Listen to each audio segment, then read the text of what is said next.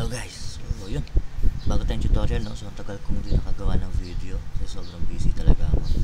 May bakante man akong time, nagawa ko na lang pahinga. But anyway, so tuloy na tayo, no? Gawa lang tayo ng number generator. So itong number generator na to, usually ginagamit ko to kapag kailangan ko gumawa ng reference number or basta random lang siya kung ano yung pwede mo siyang gamitin, pwede sa invoice kung ano man. So simulan na natin. Ito, nakapag-create na ako ng new project, no. So ito, wala pa tong laman, ito pa yung default na laman niya. So gawin natin, gawa lang tayo ng text box. Pwede nyo naman baguhin sa adjust ko lang. Pwede nyo baguhin, pero ito gagamitin natin.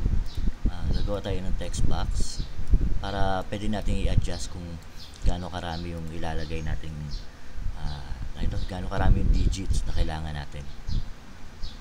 Okay, sa ngayon dagdag lang tayo dito ng tatlong text box o text area, text field. Gamitin natin to, text field to. So maliit lang yung monitor kasi yung record screen, para pag record malaki yung makikita, malaki yung mga text.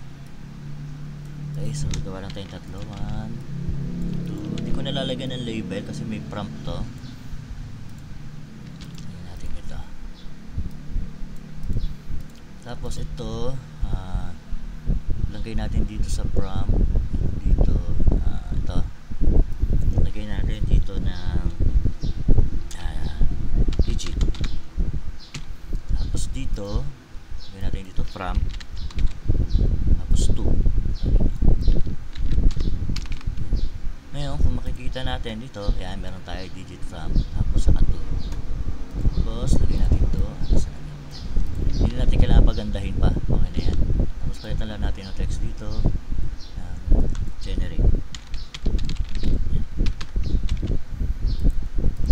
Kita natin konti. Ayan. Pantay na lang natin sa ating text field. Yan. Okay. Tapos ngayon, i-call natin yan. Ito, generate tayo. Yan, select natin. Select all views. Tapos, before X, view, tapos generate member. Generate niya, nandito na yan sa ating code. So, ito na sila. Ayan. Ngayon, gawa tayo dito ng ating sub. Private sub. Generate numbers. Ayan. Tapos, gawa lang tayo dito ng parameters. Ang una natin is yung from number as int. Tapos 2 number as int. Tapos lagay din natin yung digit, digit number as int. Yan, ganyan lang. Okay, so ang gagawin natin, pag click natin itong button, labas natin yung GUI nya. Pag click ng button, kung ano yung nakalagay dito, kunyari nakalagay ang digit natin, kunyari 6 digits, no? So lagyan natin ito ay 0 to 10. So ibig sabihin kaya siya 10 kasi kung titignan natin, mamaya explain ko sa inyo kung ba't siya 10, no? Kasi yan, pagka 0 to 10, pag generate niya, i-generate niya is 0 to 9. So 6 digit yun kukunin niya. So 6 na digits yung ibibigay niya sa ating number. So kailangan pala natin ng output. Nagagay pa tayo ng isang text field. Kailangan natin ng output ng ating generate na number. So lagay tayo dito. So palit natin na output yung kanyang output. Oops, ayaw. Uy, ayaw talaga.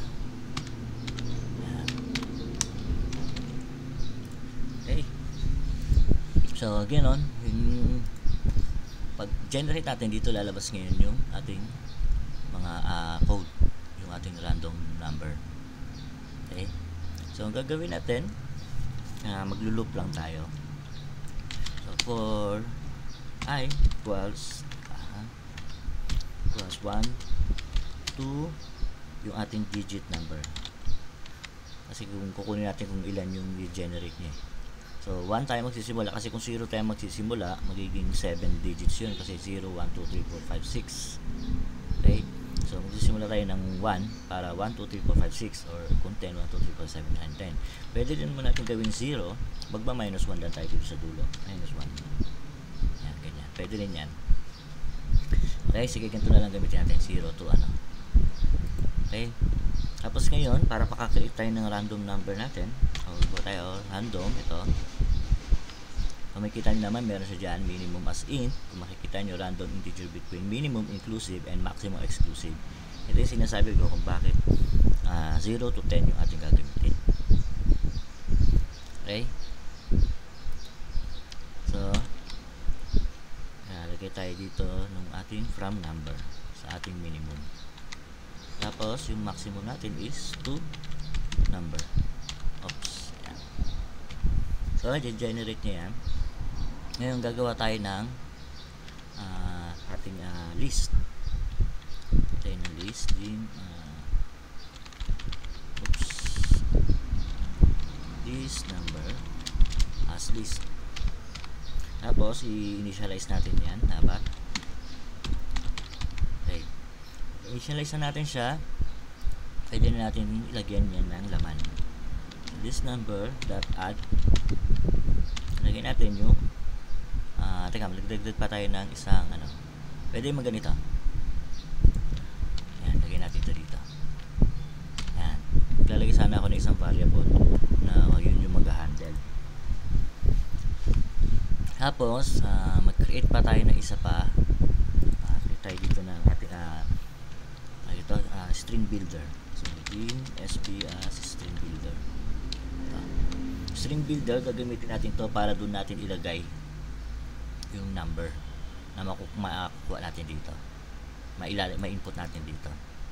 Pwede rin naman, string builder na gamitin natin, dito tayo gagamit ng list. Pwede rin yun. Kasi ngayon, sige, try natin yung string builder na lang. Kasi nagawa natin yung list eh. Diba? Sige, mamaya natin gawin yan para dalawa. So, dito mo tayo sa list. So, na-add na natin yan. Tapos, ito, wala, ayaw muna natin. I-comment muna natin yan. Tapos, log natin. Log natin yung list number.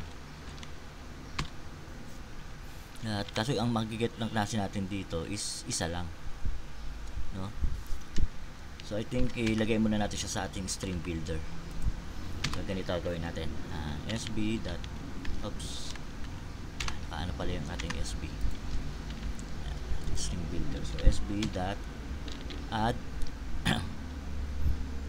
Yan, append, hindi add. So dito SB, initialize muna natin siya. Yan. So SB dot append natin yung gawin natin ganito kasi magdodoble, no?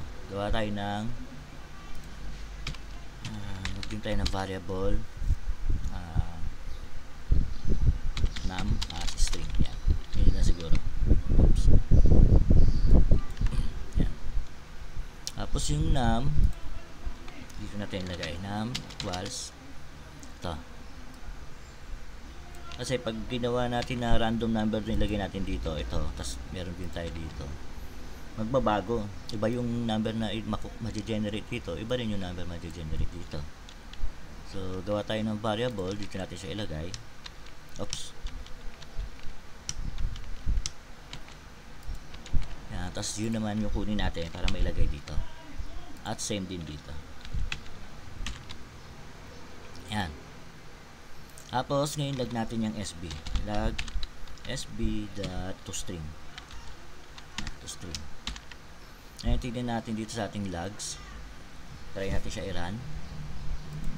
Ngayon muna natin. Teka, hindi pa natin pala natawag dun sa ano. Wait. Hindi natin siya na-call. Hindi siya na-call dito sa ating generate button. Ito. Alisin natin to, itong button. Ito natin siya ilagay. Generate numbers, tapos yung from natin is yung text field 1.text. Tapos, yung 2 natin is text field 2. Text.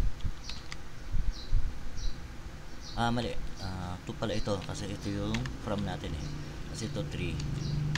Tapos yung ating digit, yung 1. Text.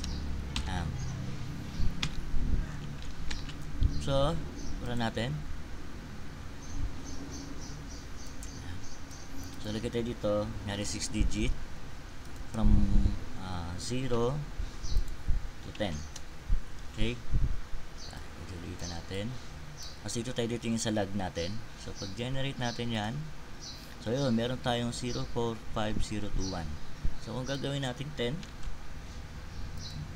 So, meron tayong 3, 1, 2, 3, 4, 5, 6, 7, 8, 9, 10. So, 10 digits. So, random yan. Ayan, click natin. Random number. I-generate natin. So, ganyan na siya kasimple yung i-code. No? Ayan. So, ngayon, pwede natin gawin. Alisin na natin itong list. Kasi meron naman na tayo itong string builder. Pwede natin gamitin yan. So, pwede natin i-remove na ito. Tapos, syempre, alisin na rin natin ito. Yan. Save natin. So, ganun pa rin yan. Same pa rin. Wala tayong error. So, clear ko lang. Ngayon, paano natin mapapalabas dito sa ano? Dito sa output natin. So, ganito gagawin natin. Balik tayo dito sa ating designer. Siyempre, ano natin to? Add natin. Yung kanyang yung text field na yun. Add natin dito. So, meron tayo text field 4. So, gagawin natin. Pwede ba ganito ang gawin? Pakita natin. Bang ganito. .text equals. Yan. Yan natin ha. Pwede bang ganon? So, 10. Ito ay 0. Ito ay 10. So, makikita nyo hindi siya lumalabas. Bakit siya hindi lumalabas? Kasi wala tayong nire-return na value. Dito na siya meron. Pero dito sa ating wala. Hindi lumalabas dito yung text sa ating output. So, para mag-generate natin o mag-return tayo ng dyan, ng number. So, gagawin natin dito sa generate numbers natin. Excuse me. Bigay tayo as string. Excuse me. Yan, as string. Tapos, dito, return natin ngayon yung string na yun. So, ito, i-return natin ito yung natin eh. Ito, yung gine-generate niya. Yan yung i-return natin dito. So, kung i-run natin yan, kasi nagre-return na tayo, sabihin nagbabato na tayo ng itong generated na numbers. Ibabato na natin siya dito sa ating text field. Pag nirun natin, meron tayong callback. So, dito, lagyan natin is 10. Tapos, dito ay 0. Dito ay 10. So, nag-generate tayo. Yan. Lalabas sa output natin. Kasi, meron tayong return. Meron tayong binabato na string. So, ganyan lang yung kasimple. Yung mag-generate ng ganyan lang kasimple mag-generate ng number. O random numbers. So, pwede nyo rin gawin. Kung gusto nyo malaki-laki, gawin nyo 20. Generate lang kayo. So, masyado na mahaba ito. Or, karaniwan, ginagawa ko naman, sinasamahan ko ng date. So, kung ano yung date ngayon, dadagdag ko lang dito. Ito lang gagawin mo dito. Smart string lang gamitin natin. Ayan. Tapos, ganito. Date time dot date. Tapos dito, date time that now. So, tapos itong to string, pasok natin ito dito sa loob. So, galagay natin ulit ng ganito, $sign. Oops. Nawala yung aking kinopya. Ayan. Ulitin natin. $sign. Save natin. So, kapag gagawin natin 6 lang para maiksi. So, pag nag-generate tayo, kasama dyan yung date. Yan. So, ito yung date niya.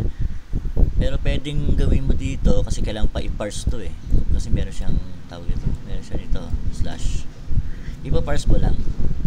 So, ganito gagawin mo lang. Cut, date, year, get year. Hanapin natin yung get.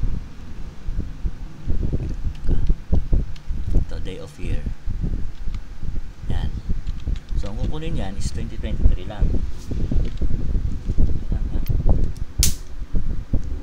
So, 2023 lang yung kukunin ito. Ito. So, generate tayo. Oops. Actually, ito lang yung kinuha, ano? 24, 246, so 269. Natin. Day of year. So, hindi yan. Actually, year yun eh. Ito, get year. Okay, mali tayo. So, generate natin ulit. So, ito, 2023. Diba? Tapos, ito yung ating generated na 6 digit. Tapos, pwede rin tayong magdagdag dyan.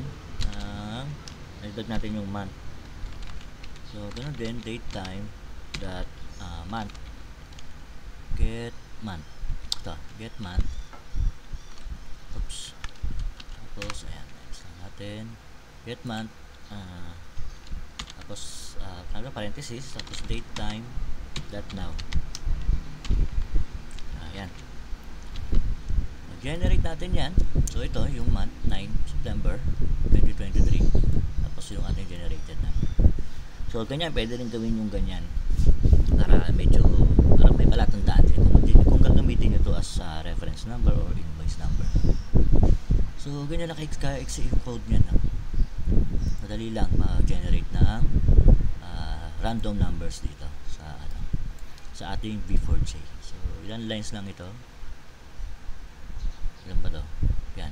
Ito lang naman dinagdag natin eh. Mula dito hanggang dito. O yan lang. Ganyan siya exe. Meron tayo kagad na number. Random numbers. So, yun. Pero hanggang dito lang. Dito lang itong ating tutorial. Hanggang sa susunod na ulit na video, no? Hindi ko alam kailan na naman ako makakapag-upload kasi meron pa akong tinatapos sa project. Well, anyway, yun, magkita-kita lang tayo ulit sa susunod na video. Maraming salamat po sa panonood.